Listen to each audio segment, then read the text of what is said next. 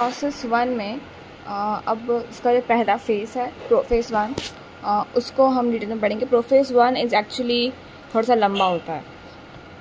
तो prophase one का जो फ्लो है वो पहले होता है leptotene, zygotene, pachytene, diplotene, diakinesis and then वो फिर मेटाफेज वन पे आगे जाता है। तो प्रोफेस वन के एक्चुअली पार्ट्स हैं leptotene, zygotene, pachytene, diplotene and डायाकाइनेसिस।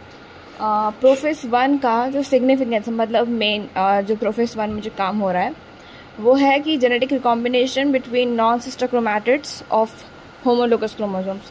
मतलब पहले होमोलोगस क्रोमोसोम्स का पेयरिंग होगी with the help of synaptonemal complex, जो कि अब हम देखेंगे इन डिटेल।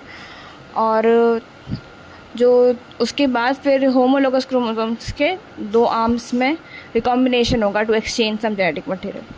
तो सबसे पहले आता है लेप्टोटीन।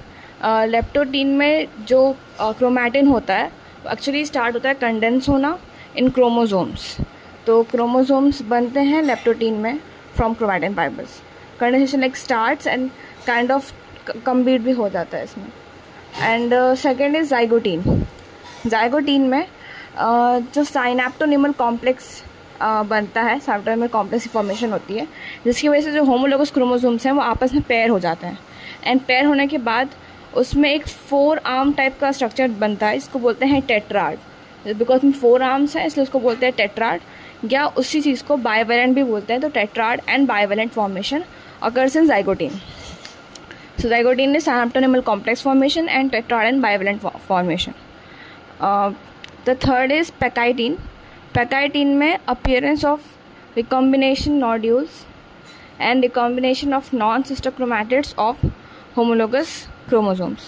तो जो साइनैप्टोनिमल कॉम्प्लेक्स में जो होमोलोगस क्रोमोसोम्स बने थे साथ में, अब उसके एक आर्म में जेनेटिक मटेरियल एक्सचेंज होगा। तो नीचे का मतलब एक जेनेटिक मटेरियल दूसरे में लग जाएगा और उसका एक्सचेंज होकर दूसरे में लग जाएगा, उसको हम बोलेंगे रिकॉम्बिनेशन। तो जो पहले रिकॉम्बिनेशन नोड्यूल्स बनती हैं वो पैकाइटीन में बनती हैं एंड उसके बाद उसी नोड्यूल्स में रिकॉम्बिनेशन अकर होता है।